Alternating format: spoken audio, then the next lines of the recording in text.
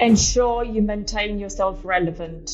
Continuous improvement and continuous learning is key. For me, it seems obvious that there's a couple of shortcomings here, and in terms of the way that the payroll profession is analysed. Often when people want to talk to somebody when about their pay, it's often what they're looking for is that aspect of empathy from the human relationship, and we know how emotional pay is. The biggest shift in one little point that you can discover that's saved.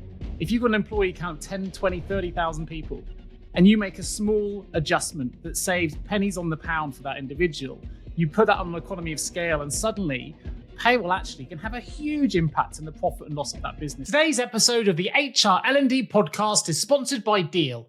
Now take a moment, if you would, to consider the following pre-show scenario. Imagine you had to visit 16 houses just to cook your dinner. One place has the pots, another has the pans, another has the stove, and another has the food.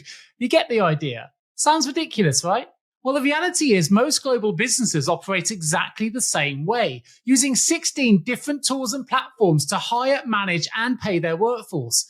But now there's one platform that does it all, and that's today's sponsor. That's Deel. That's Deel. And Deel is the all-in-one platform built for global work. So whether you're an enterprise business, a small company, or something in between, from automated onboarding to performance assessments and beyond, you can manage the entire worker lifecycle all under one roof. Hire and onboard talent in over 150 countries, or run payroll in over 100 countries. Even offer competitive benefits, equity, and equipment. With Deel's industry-leading suite of HR tools, payroll solutions, and compliance services, you can scale globally with unmatched speed and expertise. So are you ready to transform your global HR system? If you are, click in the link in the show notes to book a demo with Deel today. That's Deel. Welcome to the Payroll Podcast, the show that explores the latest insights and innovations in the world of payroll. Hello and welcome back to the Payroll Podcast. I'm your host, Nick Day, CEO at JGA Recruitment Group. We are specialist global payroll recruiters. Joining us today are two industry experts, Ana Liau, Director of Pay and Reward for PPHE Hotel Group, and Ian Hodson, Director of People and Culture at Housing 21. Two people I'm sure many of you will already be very, very familiar with. Both Ana and Ian are going to bring a wealth of payroll expertise and knowledge to today's show. But we're really going to be focusing today on a series of articles that they've been writing for the CIPP's Payroll Professional magazine. If you're not familiar, CIPP is the Chartered Institute of Payroll Professionals. Now, for those not familiar with these two formidable guests, let me give you a little introduction.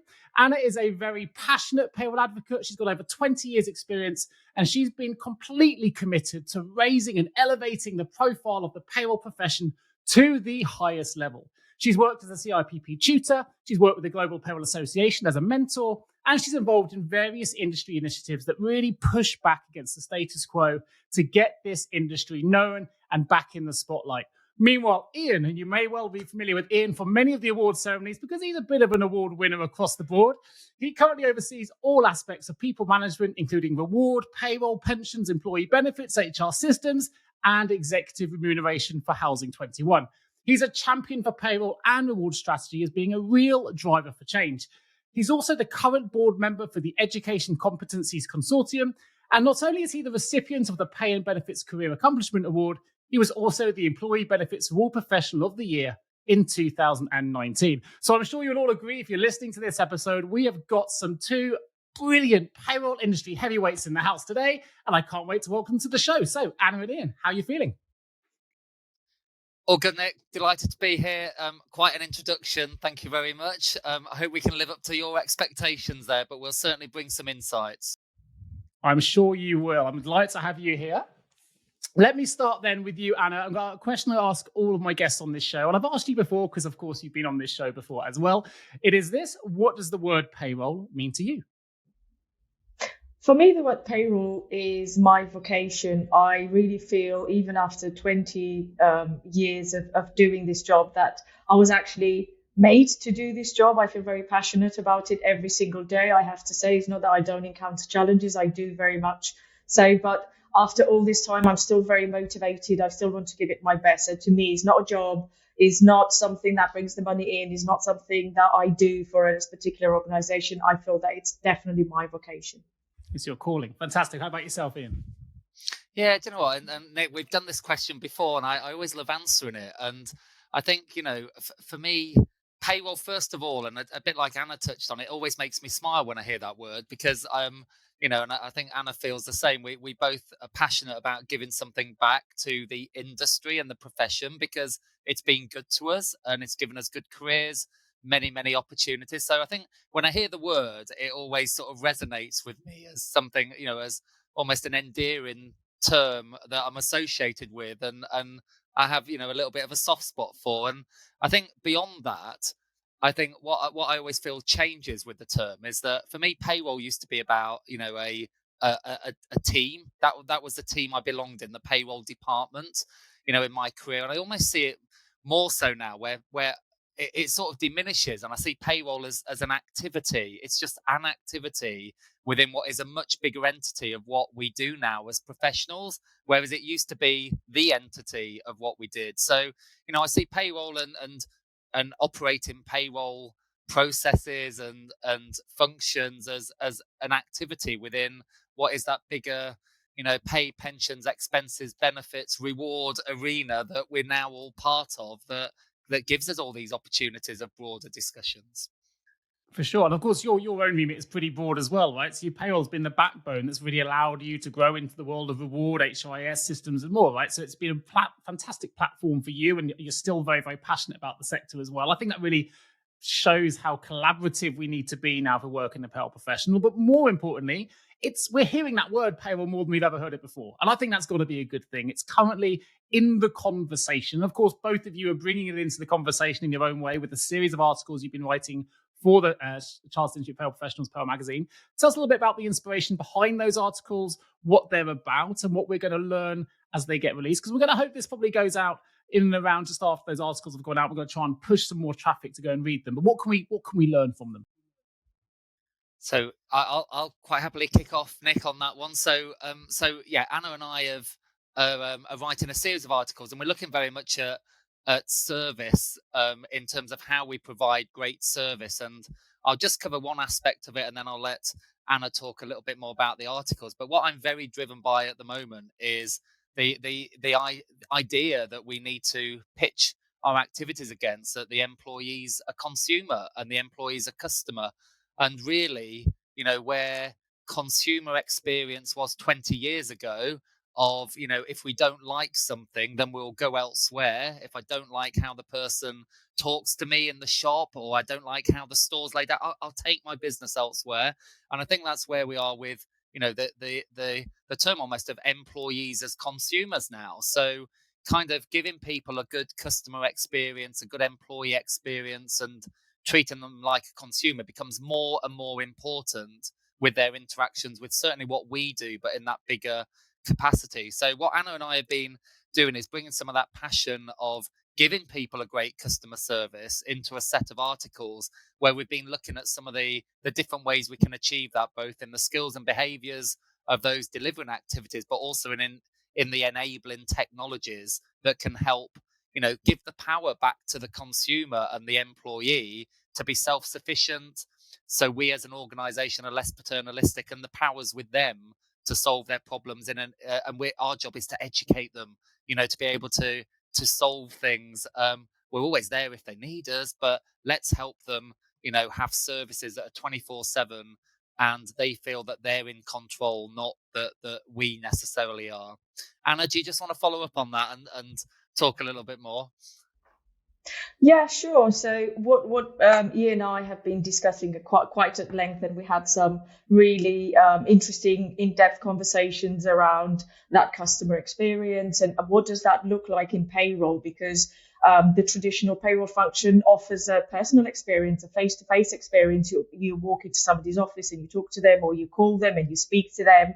And then where we're coming from in this digital world and the way the world of work is transforming nowadays, not just in payroll, but across all aspects of the organizations, all functions within organizations. I think payroll is one key area where we can drive a lot of user education through automation, and we've had conversations and together with Ian and separately within the industry. Whenever you say that to people, that we can actually improve that personal experience through automation, people never believe you. They look at you and you think, but how can you do that if it's automated? Because you reduce human contact. And what we're trying to bring to life through these articles in the Payroll Professional magazine is not about losing that personal experience. It's more of focusing on using the right tools to automate the transactional, the things that can be answered by a chatbot, things that can be referenced to by looking and reading a policy, and automating that. So you then, as a payroll professional, release that time back into the business to actually to enable you to provide that personal experience where it's most needed. We know that through the hire to retire employee life within an organization, many things can happen in an employee's life. And I think as a payroll, we should be able to allocate the best resource where it's needed the most.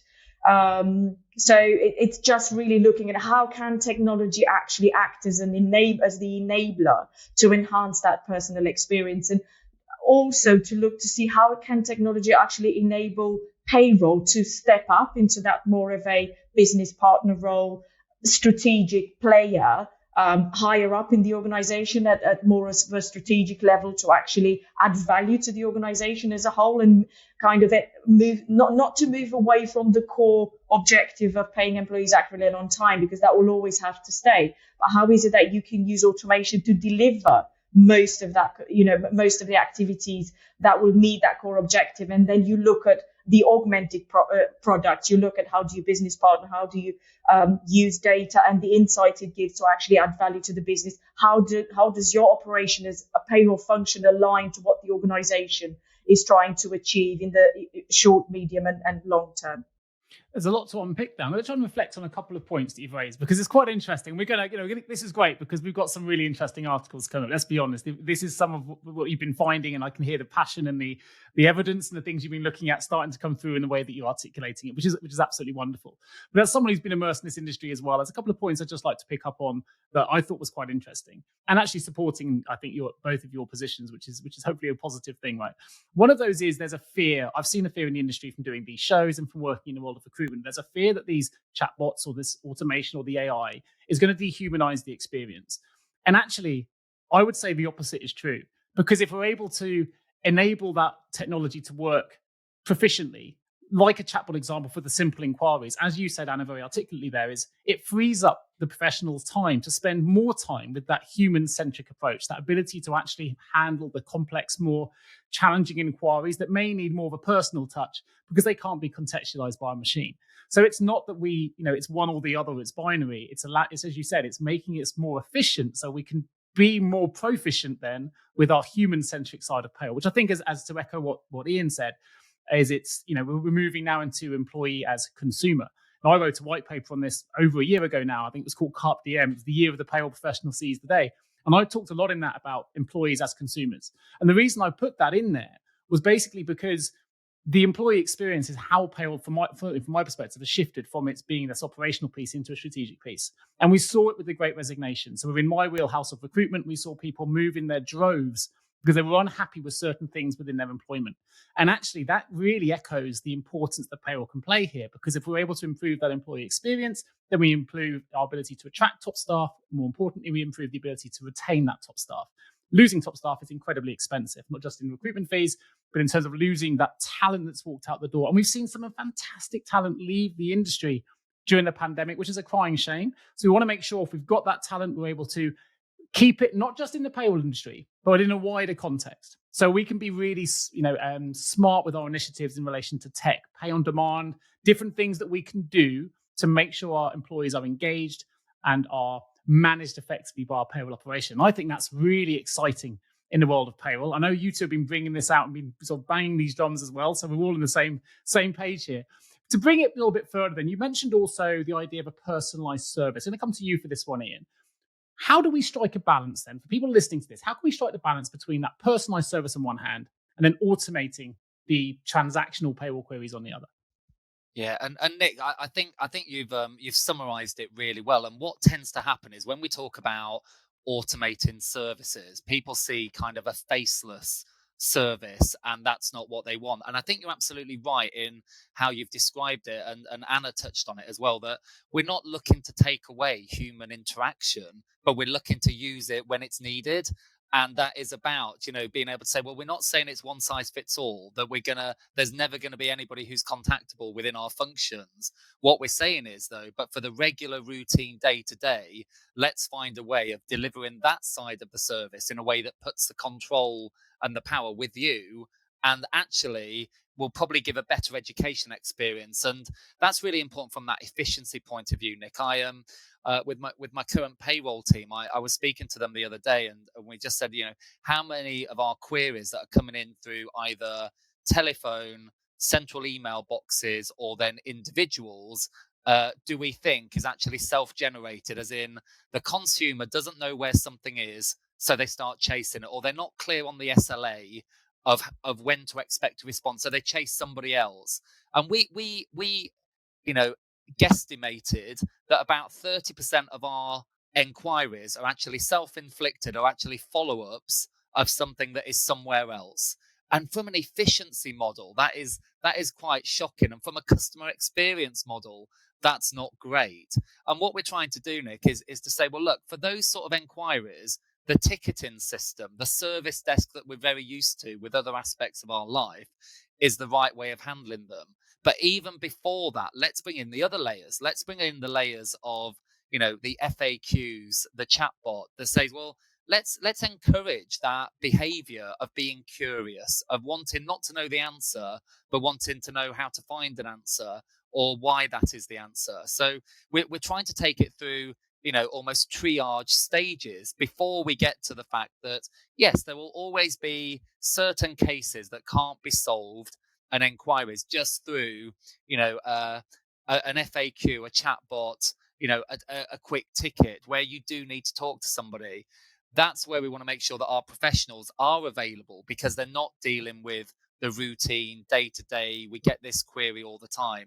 So I think, what it's about is when we do have that service available, is making sure that when you are talking to the team, it's only, they've got the time and capacity to do it in a good way. I think then, Nick, it's about looking at how you use the technology then to still deliver a great service. And, I think often we have this belief that if we talk to somebody, then it always gets an issue resolved, which isn't always the case. So I think the word trust is the one that you've got to make sure that with your employees, your customers, that we have that trust relationship. That how do you make sure that when you are developing and designing how your processes are going to work, that triage of, can we solve it with FAQs? If not, can we use some AI to help steer you to the correct answer? If not, let's raise a ticket, but be clear about how quickly we can turn that around. But I think it's about making sure that we're involving the customers in designing what is a good experience there. What are your expectations? And then we can still give great satisfaction, but it doesn't mean that you have to talk to somebody, and let's be honest, Nick, our profession's changed in itself. We're not all sat in an office now where you can knock on a door.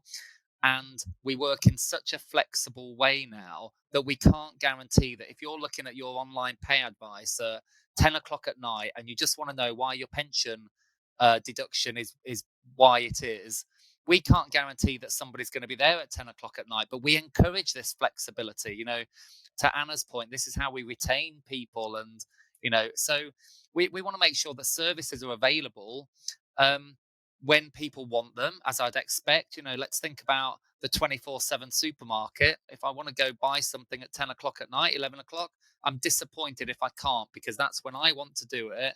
So why isn't that service available?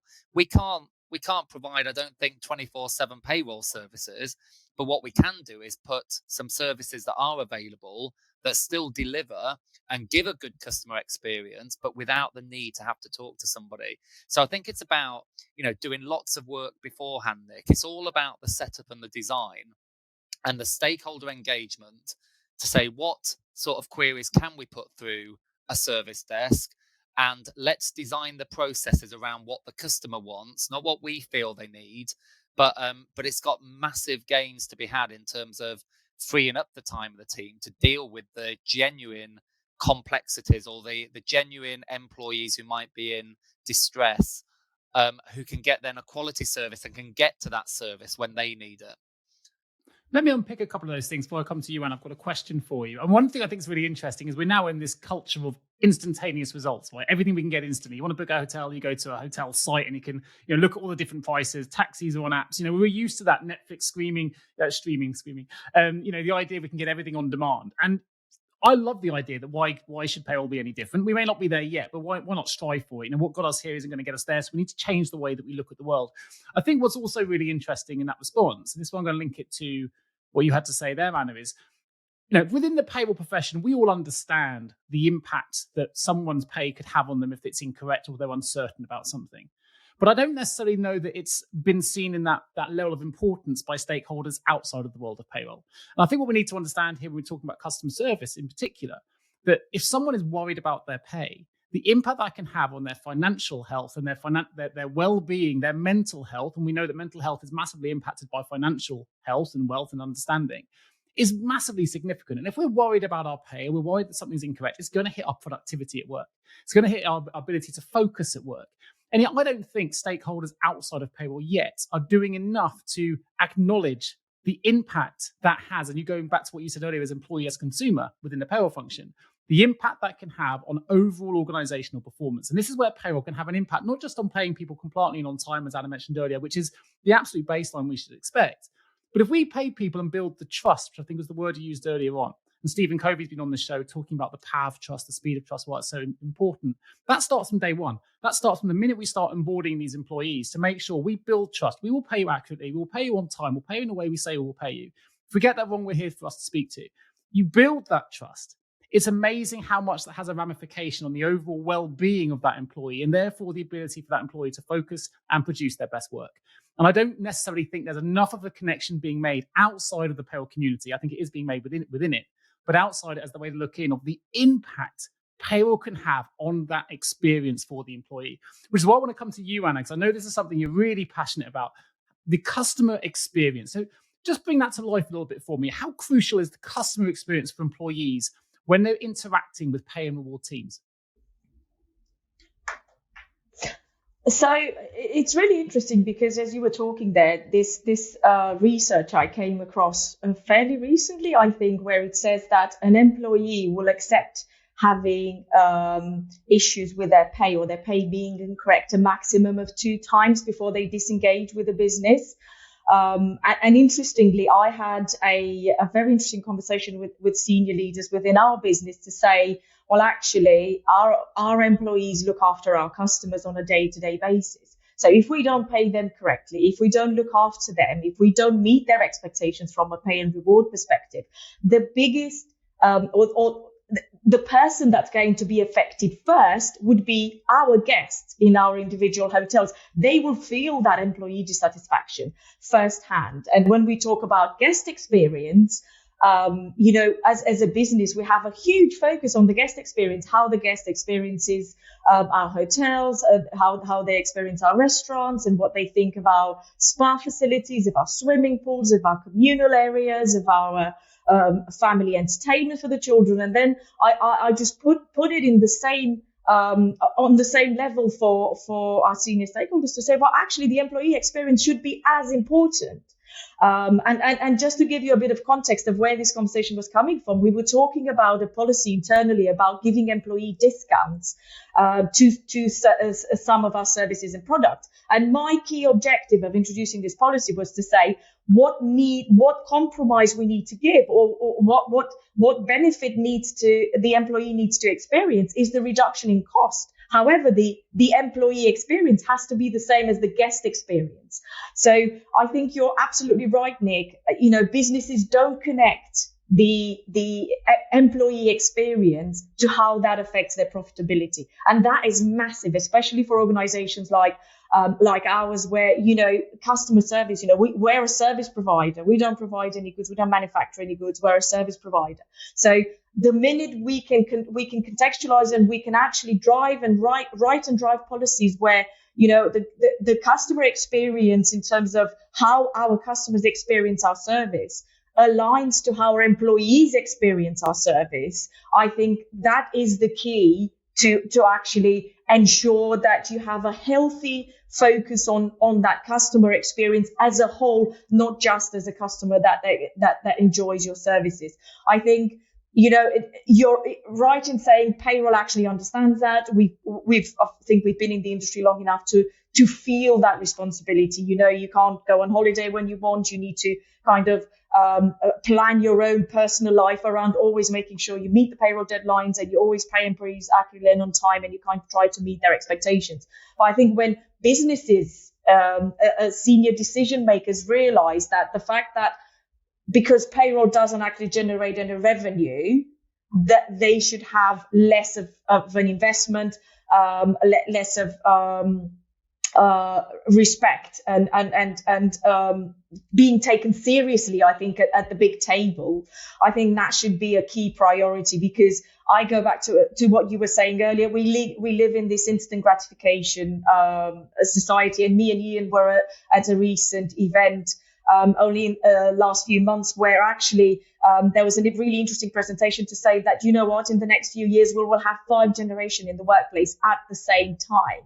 So imagine as an organization how crucial it's going to be that you actually sit down and really think about your pay and reward policies, and how is it that payroll can actually help deliver the organizational objectives in terms of financial well-being, emotional well-being, productivity, profitability, and so on. We know as businesses, actually, there's a huge pressure on our cost basis across the board, irrespective of what business you're in. There's a huge pressure on the cost base. Payroll, most often for a lot of organizations anywhere in the world, is the highest cost. And I think if you train your payroll team, if you invest in your payroll team to bring them at that level where they can actually business partner and help you identify insights that are coming from the business through the payroll data that you can actually take to board level and say, we're going to make these into initiatives to actually drive operational improvement. And I feel that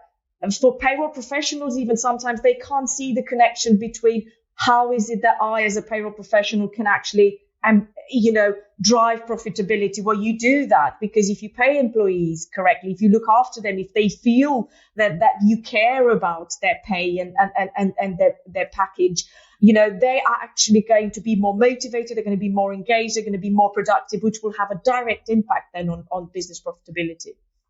I think as I reflect on that, Anna, there's for me, it seems obvious that there's a couple of shortcomings here, and in terms of the way that the payroll profession is analysed, because there's loads of research out there that links the benefits, for example, and how benefits can improve employee wellness or employee performance. And there's lots of links done on how much we pay someone, and how if someone's paid more, we feel there may be a direct correlation between performance and engagement.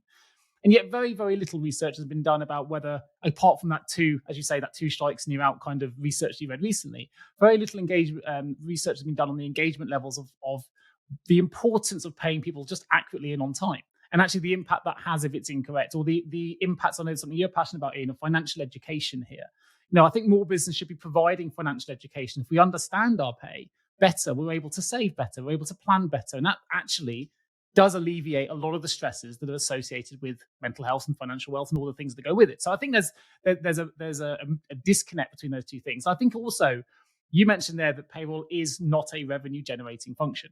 It's seen or perceived to be by others as a very expensive function, because typically our wage bill is the biggest outgoing cost of most businesses, if not all of them, right? And yet the bit that's missed is, because it pays out so much money, the simplest shift, like the performance example you gave, can have the biggest ramifications. The biggest shift in one little point that you can discover that's saved.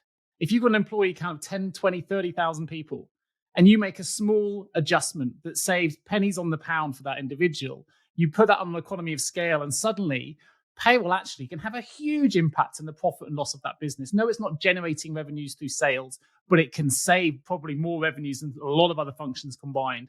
And I don't think enough of external stakeholders are looking at that part of payroll, looking at the data, how we can utilize data more effectively to save costs and to be more efficient as a business, to have, what impact is it having on talent and retention since we brought certain things in, looking at benefit utilization and more.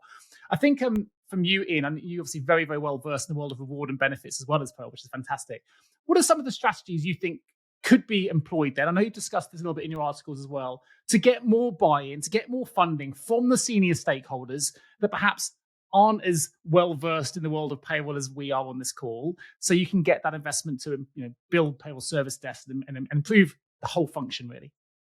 Yeah, I think, Nick, Nick, that's a wonderful question, and I think and something, Nick, that I'd like to come back to later on is, you touched on the role of managers and that state of empathy that employees are often looking for from payroll. And I think there is something about, and I'll allude to it a little bit now over, I think one of the challenges we've often had around payroll is that it's seen as like a very centralized model of everything goes to payroll. And it's almost then seen as this functional overhead of the services that it delivers. And, just touching on what you said earlier about managers and the empathy, part of kind of the service desk model is that often when people want to talk to somebody when about their pay, it's often what they're looking for is that aspect of empathy from the human relationship. And we know how, emotional pay is. And my personal feeling is that what we don't do enough is to challenge that centralized model of everything coming through the payroll function, to saying, well, the role of payroll is to operate on a more devolved model where actually managers are the ones who should be able to offer that empathy to an individual where they need to. And our role is to educate managers to be able to understand. We do not educate managers very well in terms of understanding pay, pensions, expenses, benefits, and how they work, because it's always been the go-to model to say, well, go see the pay and the reward department, the benefits, department. And I think that's something that we have got to challenge, because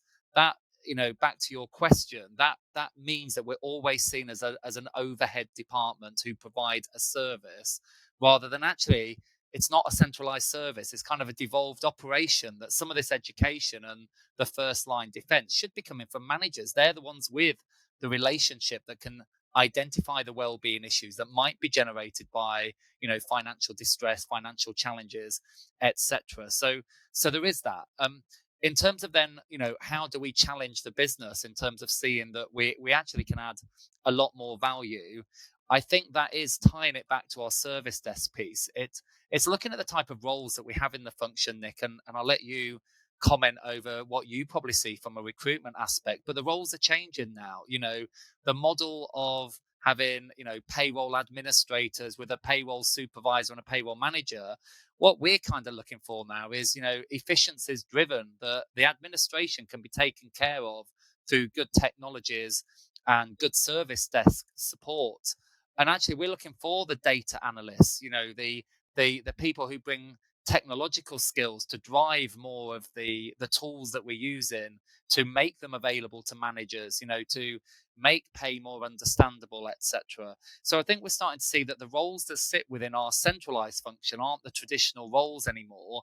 Yes, you need to have that understanding of the core, aspects about how pay and reward works, but we're looking for people who are more outward facing, the marketeers who can take our ideas out into the business, can make them land. We're looking for the data-driven, we've got a world of analytics available.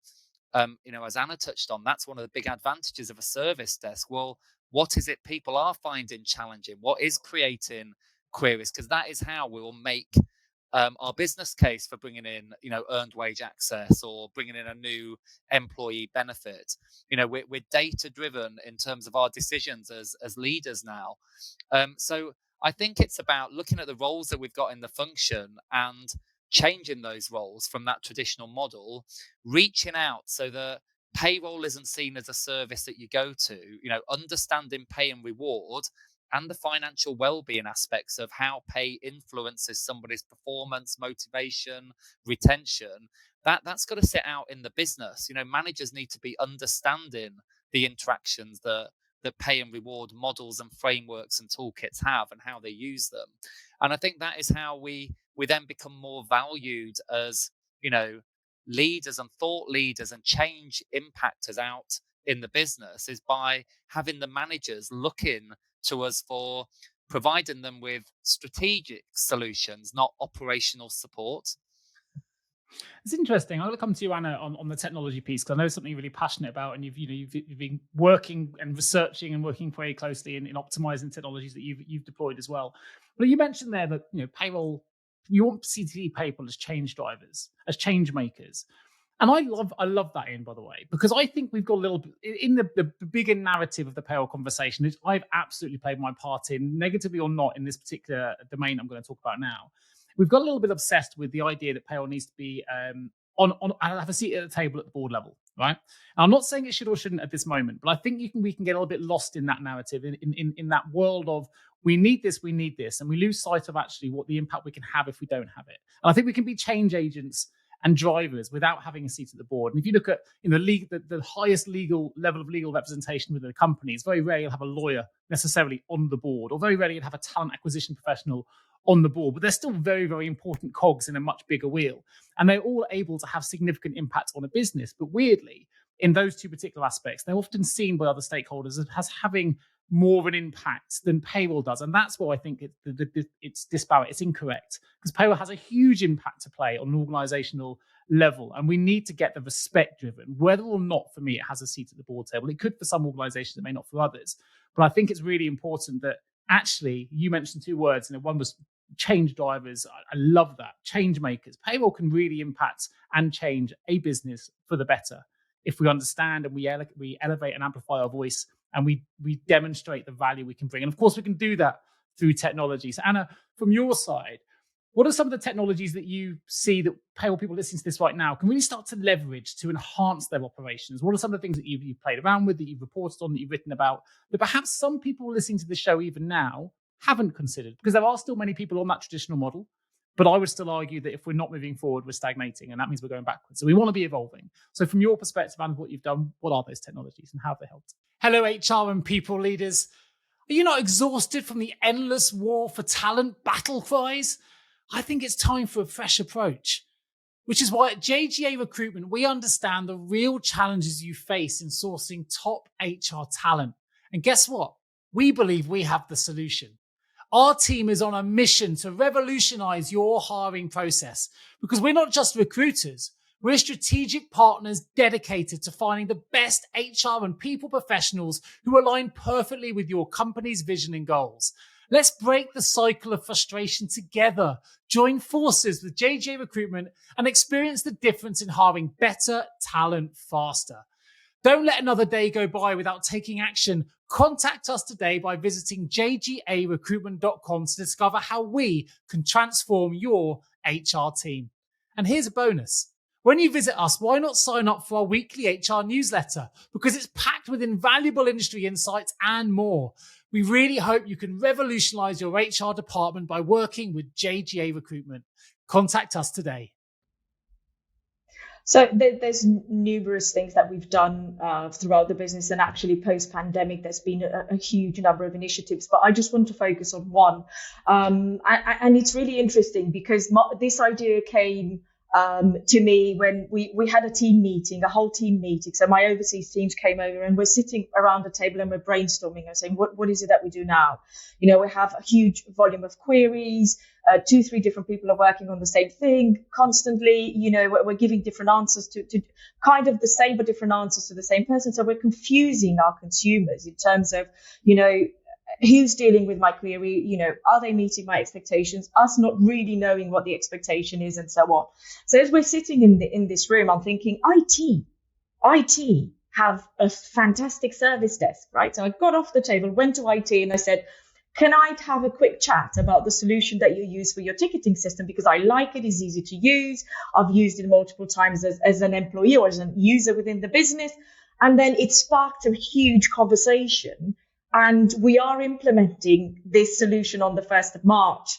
And I've done a huge amount of work in terms of the design, in terms of building the SLAs. And it's been such a learning experience for me and the team as well. And actually, sometimes when you think about technologies in payroll, at least, because I can hear the payrollers listening to this podcast screaming in their pillow, when do I get the time? right? When do I get the time to think about all these technologies? So what I'm telling these people is you don't have to reinvent the wheel. Sometimes it might be that these technologies are existent somewhere else in the business. So all you need to do is just to kind of say, can I take a bit of that? Can I kind of design it? Can I adjust it and make it fit for my operation? Because essentially IT, payroll, we provide a service to the business to some degree, right? So kind of the principles of dealing with any queries would be very, very similar. So I would say you don't need to reinvent the wheel.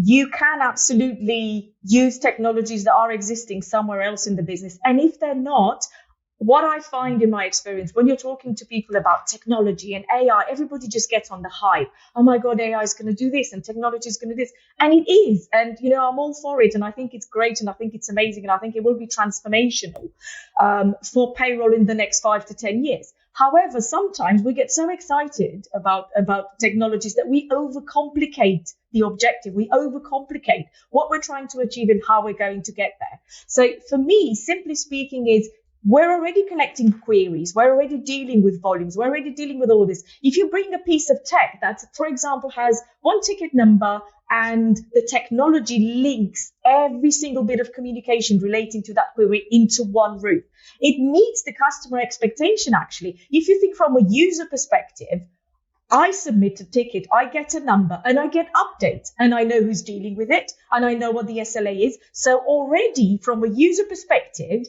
it's easier for me because I know who's dealing with it. I know when it's going to be done. I know when I need to expect resolution.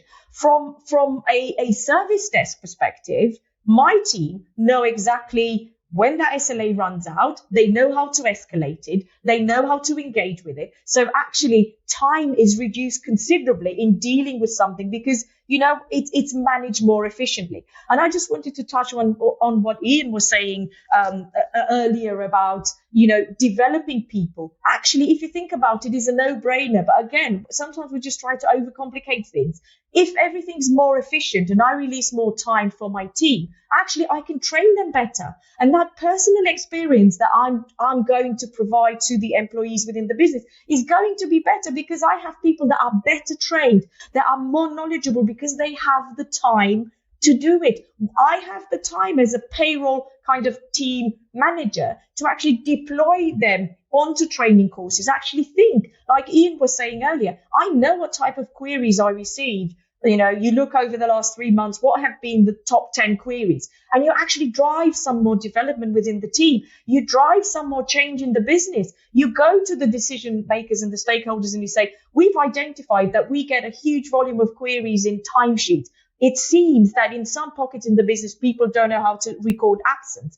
And then you fix the cause, you don't fix the effect. So there's lots and lots of hidden things. And, that by automating the transactional, you actually open up so much opportunity, so much potential for your team to actually enhance their knowledge, enhance their skill, enhance their experience. And it's not just about the technical knowledge and skills. It's about those soft skills as well. It's about teaching them, how do you communicate?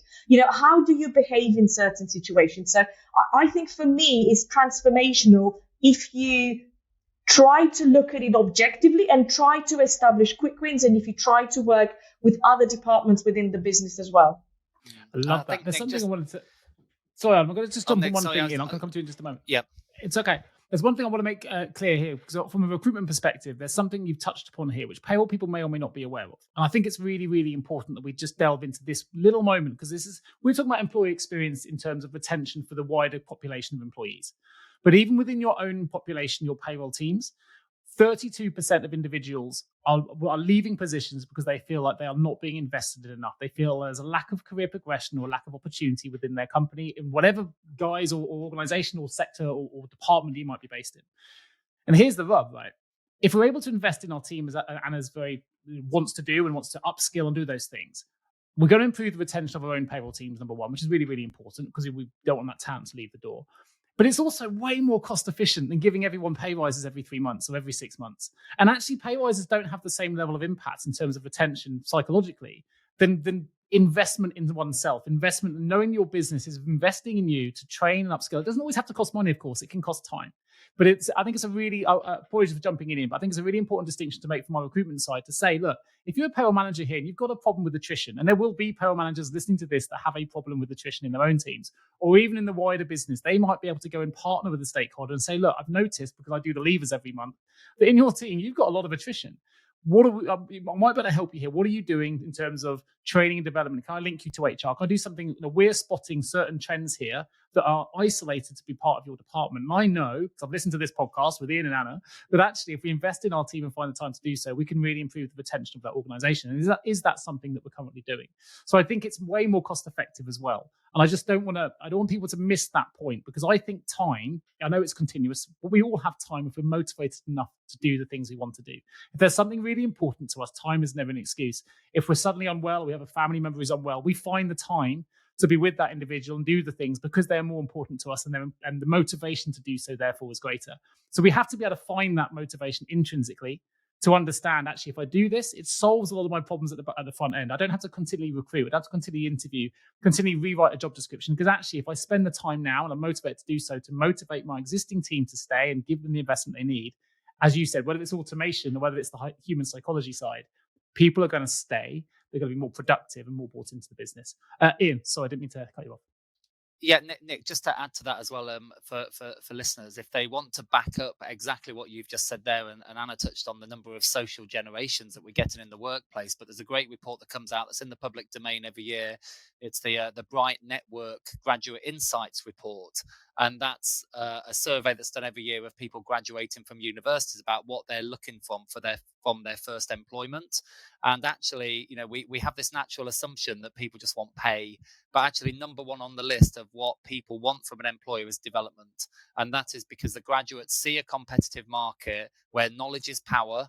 And actually, as long as they're developing, they will actually compromise on things like pay and other aspects of employment, because that development is what will further their career in the longer term. So when we're looking at how we attract graduates, particularly into our workplaces, we often focus on the wrong trigger aspects for them, that it's not the pay necessarily that they want, but they will stop with you as long as you're going to keep developing both their personal and their professional skills.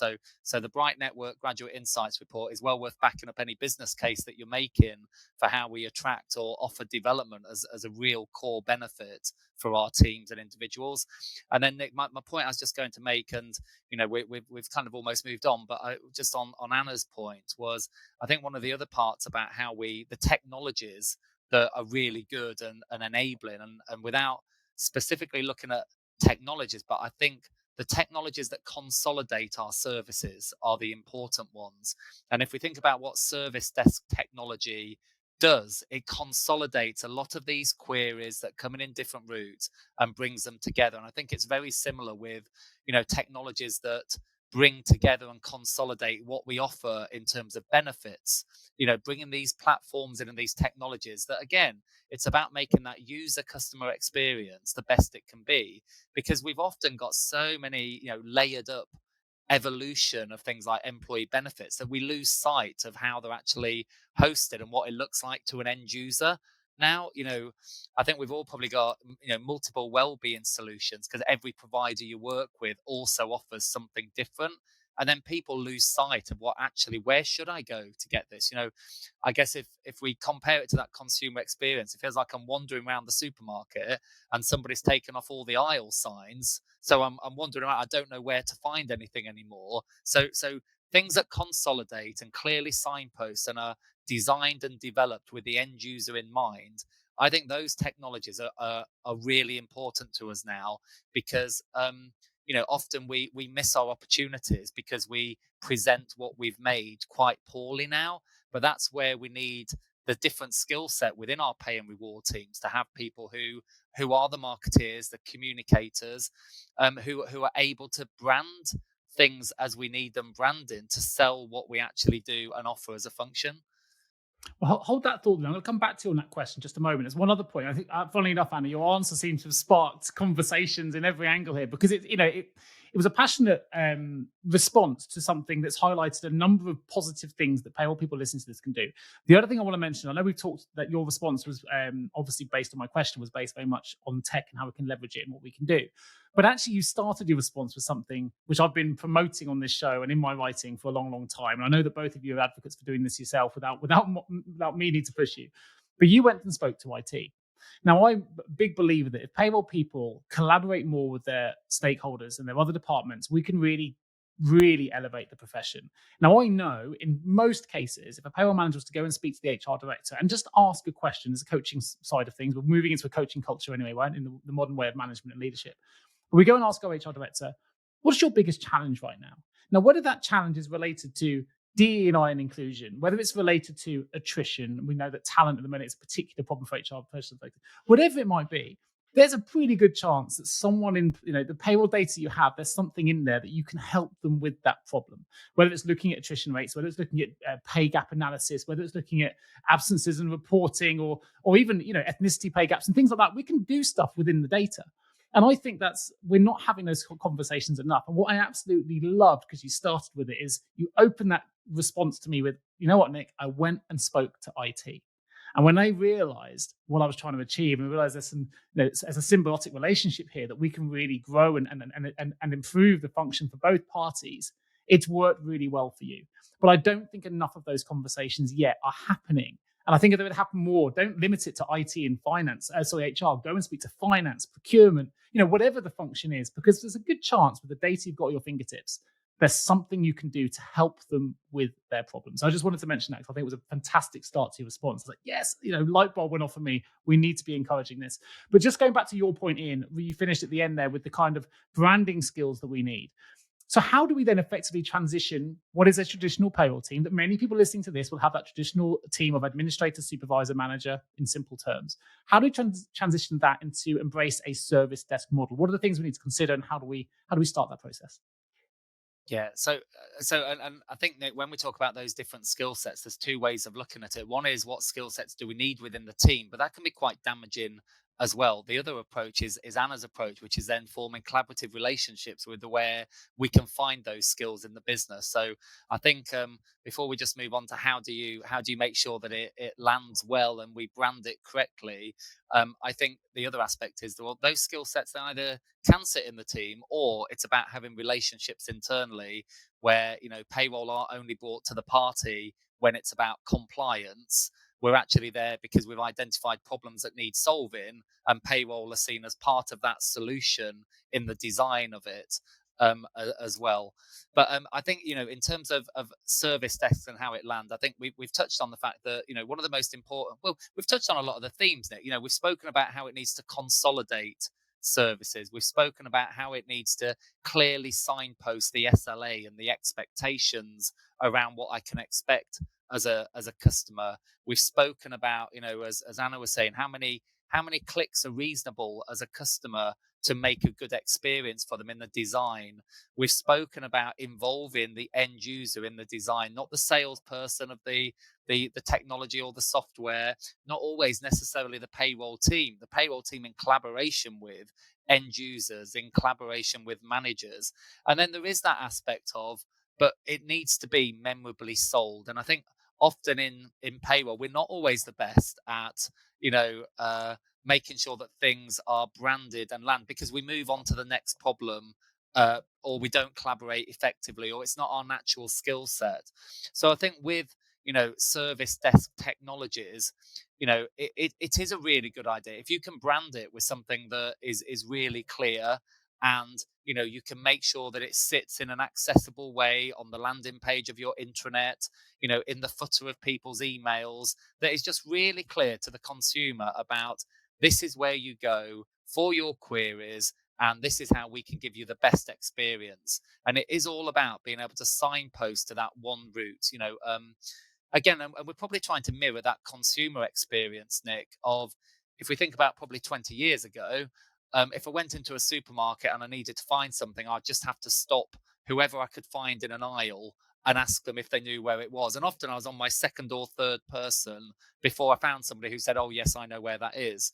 That then progressed to the fact that as a consumer, we say, well, actually now what we get is a branded desk that says, here's your information point, and the person there will be trained in customer skills. And if you go there, they will hear what you've got to say, and then they will go away and find you a solution to the problem. But you get to stay where you are until they come back. And sometimes they are trying to find the best person to solve your problem, but it's still an advancement because they've taken on that ownership of it. If we think about what we probably get now, is what I get is a self-service point asking me, what is your question about what you want to find, and then it's got the multitude of responses, and it will go and tell me where to find what I want to find in the supermarket.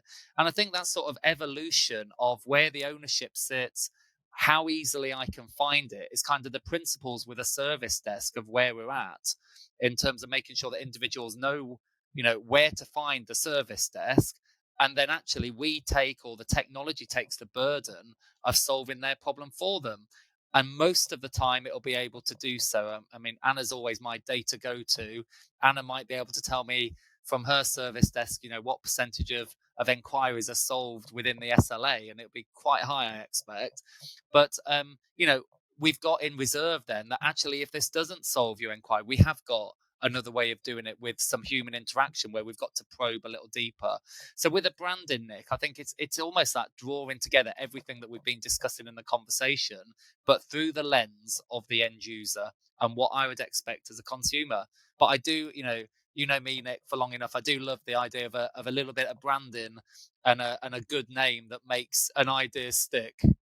Well, I think there's something that to use your supermarket analogy, and I'll take it a little bit further because this is what Payroll's doing. And certainly I know this is something that both of you and Anna with the data she's using is trying to achieve as well, right? Yes, we can go to the supermarket. They can tell us where some certain things are. And that's kind of base level. You'd expect that.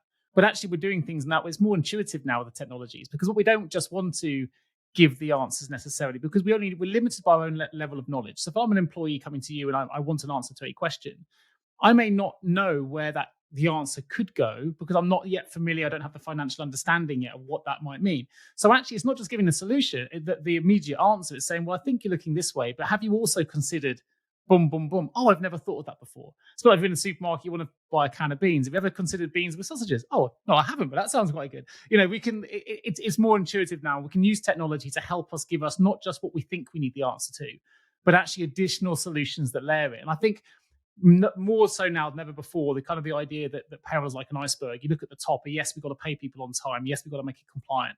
But underneath the surface water, we've got this huge behemoth amounts of ice, volume of ice that allows us to do so much more if we're willing to just dig into it and look deeper, look below the surface. And the payroll can have a phenomenal impact on, as you say, the consumer, the employee experience, retention, all those things we've discussed, but also the employer profitability, success, efficiencies as well. I think that's absolutely wonderful. What I'd like to ask you, Anna, if I may, is with all of this is related to the series of articles you've written. I'd love to know, why have you chosen that as being your one of your mouthpieces, the way that you've amplified this message? You've chosen to do it in a series of articles, and how have you managed to, I guess, translate what is sometimes quite complex vocabulary, words, terms, even solutions and theories into an accessible series of payroll articles that everyone can digest and understand? Yeah, that's a really good question, and I think Ian and I can get very, very creative around anything you give us to do. Honestly, sometimes maybe a bit too creative, and we lose ourselves in the discussions. But I think fundamentally for both of us, we were quite aligned into what problem are we trying to solve? What value are we trying to add? Why are we talking about this? What value are we going to add to the business? What solution are we going to introduce to the business? And I think essentially we are both very much bought into the idea of a service desk. We have been in the industry long enough to know that there is value for the personal experience. There is value for the technology, and they're not mutually exclusive. They have to work together in a way that we can actually move payroll into the future without compromising that user experience. I mean, Ian and I had extensive conversations together, and also independently we've spoken to different people. And I teach as well, and one of the recent module that I've taught on was understanding customers and clients, and it was really about marketing the payroll function. And 90% of the students in the room didn't get it. What has marketing got to do with me? And you go through the day of training, and you talk about the different concepts, and how payroll is seen as a commodity, and it's more about the augmented products that you actually should be really focusing on, and being consciously aware of the value that you add to the business on top of that core payroll service of paying employees accurately and on time. And you do the exercises, and people get it. By 3:30, 4 p.m., sometimes 5 p.m., because you know me, I talk about things in detail and sometimes I overrun. People got it, and it's like, yeah, actually it makes sense. But what triggered it for me was people don't get it.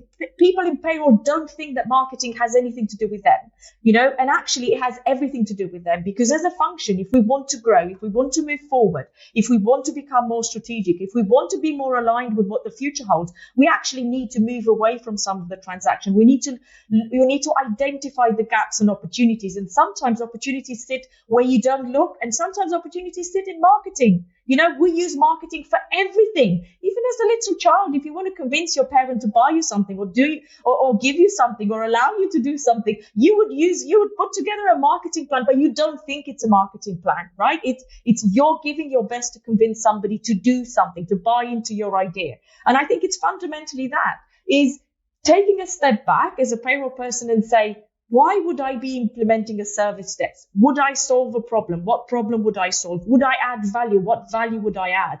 Because I'm a firm believer that if I believe in whatever I'm trying to convince somebody else to facilitate for me or buy from me or whatever, I think I can deliver that pitch with such passion that person has is more likely to buy into my idea. So I think that reflection of how does that fit? What am I hoping to achieve? What does the future look like? What am I going to do with the time that I release once I've implemented that? How do I sell it to the stakeholders internally in a way that they perceive it as valuable? Yeah, I love that. I love the way as well, just to reflect on what you've mentioned there, you use the word why, and your why and Ian's why are so, you know what your why is. To quote Simon Sinek, right? The power of why is unbelievable as a transformative force. And both of you know your why. You know your why for doing this. And I'm hoping for those, because we've got 3 talkers on the show today, which is wonderful, I think. We've locked us all away into a room with a whiteboard and a coffee machine, would be there all day. But I think that hopefully that if people read your series of articles, you'll help them uncover their why as well. I think that's really important. Why do I do this? Why do I want to find the time, the motivation to dedicate more time to doing these things? Well, because it'll improve all the things we've discussed today without me re-going through it again. I think it's been a fantastic episode where we've shared some wonderful knowledge, some huge amounts of passion. So thank you so much to Ian and Anna for sharing your views. Definitely check out the articles. You can find them if you're not familiar with the Chartered Institute of Payroll Professionals. Go to cipp.org.uk. So I know a lot of our listeners aren't necessarily UK based, so you can still access those articles on that site. And interestingly, on the creative side, I'll do a little plug for myself here. I've just released an article that came out today, but this will come out a bit later in terms of the episode. Mastering the Art of Payroll Recruitment. And if you want to see my creative streak, I've aligned the whole article to the game of chess, something I'm also very passionate about. So if you want to know what the knight's maneuver is in a payroll recruitment context, go and read the article, which is on payroll.org, and that's out on LinkedIn as well today. Anyway, what I want to do is open the vault. I'm going to uncover some invaluable insights from our expert guests we've got today. It's short, sharp answers. First question is this. Anna, I'll start with you. If you could impart one piece of advice to someone currently working in payroll right now, what would it be? Ensure you maintain yourself relevant. Continuous improvement and continuous learning is key. Fantastic. And of course, you can do that from the articles. Go get the articles. Go read. Go learn. Ian, how about yourself? Simple, Nick. Be curious. Be curious. Love that. Speaking to the coaching side of me, Ian. I love that. If you could revolutionize the payroll industry with one action or one improvement, what would that action or improvement be? And I'm going to start with yourself, Ian. Not having payroll seen as an isolated function. Integrated function. Oh, it's a really difficult one. I would probably think more empowering payroll professional with the art of self-reflection. Love it. Oh, I love this. Look at you, fully immersed in the world of coaching culture and future leadership. Loving these responses. Last one then, bit of fun. If payroll was a song or a movie, perhaps I'll make it a song for you, Ian, and a movie for you, Anna. So you got a little bit of time to think about it, Anna. If payroll was a song, Ian, what would it be? And why? Oh, gosh. Well, the song that comes to mind is "I Did It My Way," but that is not what we're about at all. But if we can abbreviate that to something like "We Did It Our Way," then that would work for me, Nick. Artistic license definitely allowed in this show, not a problem. Anna, what movie would it be and why? Oh my God, I'm not a movie person. Can I still pick the music score, please? Pick a song, anything goes. There's no rules on this show. Probably I'm Still Standing, because I think the incredible resilience that payroll professionals display day in, day out without actually being recognized or without actually singing our praise too much. So I think that's definitely one that's suitable for the industry. And I think we should really get a lot better about making our stakeholders aware why we're still standing and the effort that has gone into ensuring that we're still standing. And I don't know if it's the same for anyone else like it is for me, but I've just got the arms. It's now in my head. It's going to be in effervescent. Yeah. I'm still standing. Anyway, look, before we conclude, I just want to remind our listeners one more time, please do go to cipp.org.uk. You can find a link there that goes to the payroll publication. These articles are going to be released over a series of publications. So do check them out, do download them, do read them, do learn, do improve. Do take everything you can from it, and we're going to raise the profile of the profession collectively as an industry. So thank you ever so much, Ian Hodson, and thank you ever so much, Ana Liau, for joining me today on the Payroll Podcast. Of course, if you are a listener to this show and you have a problem with a payroll-related vacancy, you need someone to help you with your vacancy requirements, that's where I can come in, or my wonderful team at JGA Recruitment can come in. We'd love to support you. You can find out more about us at www.jgarecruitment.com. Until next time, my name is Nick Day. I'm signing off. Thank you for listening. I look forward to bringing you the next episode of the Payroll Podcast real soon. Thank you. Today's episode of the HR L&D podcast is sponsored by Deel, the all-in-one global people platform that simplifies how you manage the entire global team lifecycle. From contractors, direct employees, EOR, and more, you can manage them all in one place with Deel. Hire and onboard talent in over 150 countries in minutes, or run payroll in over 100 countries with just one click. Offer competitive benefits, equipment, and equity from a single dashboard. Even customize career roadmaps, performance assessments, and more for your team through Deel's suite of AI-powered learning and development tools. So no matter your global business goals, Deel's team of over 200 legal experts keeps you compliant with local laws every step of the way. So whether you're an enterprise business, a small company, or something in between, Deel is built to meet your unique global HR needs. Ready to transform your global HR? Click the link in the show notes to book a demo with Deel today. That's DEEL.